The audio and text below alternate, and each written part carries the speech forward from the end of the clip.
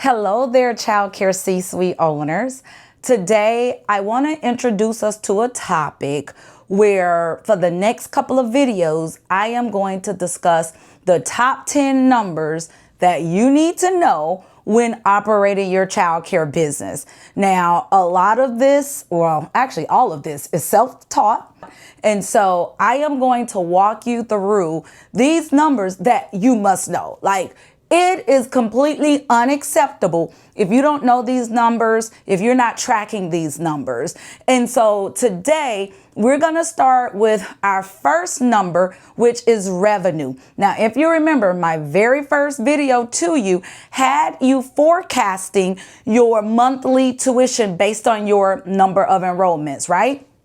And that's where you learned all about multiplying by 4.33 so that you can account for those months where we have 5 weeks. So today we are going to talk about our revenue.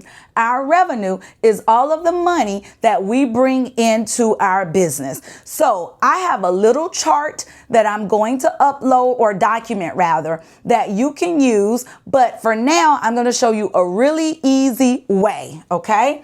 So the first thing we're going to focus on is actually revenue. Okay. So like I said, our revenue is all the money that we bring in. So the first number one way is tuition, right? Then I'm going to put subsidy. So subsidies, that's going to be monies that are given to you from your ELC, correct? So for instance, I offer VPK, which is our voluntary pre-kindergarten program here in Florida. You may offer 4C, which is utilized for children and families who receive assistance for their payments. So you might want to say subsidy number 1. You might want to say subsidy number 2. All right. But you want to list out every single revenue that comes in your business. One thing that I do, and I'm certain many of you sell merch. If you don't, shame on you. You should be selling t-shirts. You should be selling water bottles. You should be selling backpacks. Anything you can think of, parents will buy it. Okay. So I sell t-shirts.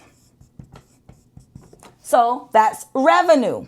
Now, for my tuition, I actually separate out registration and supply fees. So you might want to see that as different from your tuition. It's up to you. Maybe you offer some type of auxiliary like dance or soccer, and the parents pay an additional price for that. Auxiliary. So I'll give you an example. Soccer and dance. I used to offer what was called Parents' Night Out. Now, let me tell you, my parents loved it. The teachers loved it for a while because that was extra money that they could make. But it became a little hard for teachers on a Friday night. They're like, we're tired. We want to go home. But that was a great money maker for us. Another thing that we've not done, but I see some schools offer it, where they're offering like Saturday watch hours. So they'll say, okay, you can bring your kids to me for 4 hours. So maybe a 9 to 1 o'clock. Of course, they pay additional, and you engage the children in different programs, and parents have that time.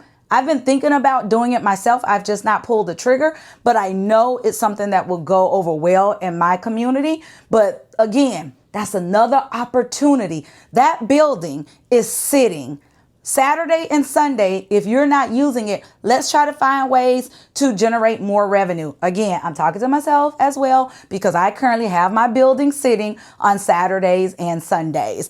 But the first thing I want you to do is make a list, all right, of all the revenue sources that you have, the ways you're currently bringing in money, all right?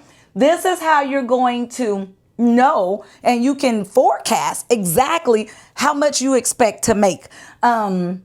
I've just seen a lot of schools do very creative things. So if you find yourself wanting to make more money, explore, Google, go to ChatGPT, find out what are some additional revenue streams, ways that I could bring more money into my business where it doesn't really cost you a lot more to spend. So I don't personally offer soccer and dance, but I do it through an outside company. So because I'm allowing them to use my building every week, they cut me a check. I get a percentage of what they bring in. So guess what? I'm incentivized to try to get parents to enroll. And by doing so, the more students that enroll, Bright Scholars is getting a cut.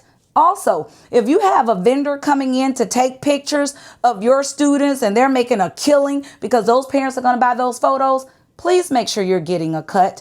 You should get a cut for every time someone comes into your business to serve your students, especially like, for instance, Scholastic. That's how I get new books every year. You can either get, 50% of what you sell back in books, or you can get a check cut to you. This year, I think we're going to get a check instead of going through the books because we have so many books. But again, what am I telling you? What is Mia saying? Mia is saying, find other ways to bring more money into your building. So the first one is revenue, right? This isn't anything like, but it's, again, making you familiar with the terms, using the terms, exploring it. Okay, tuition doesn't have to be my only means of revenue. I know you guys offer before and after school programs.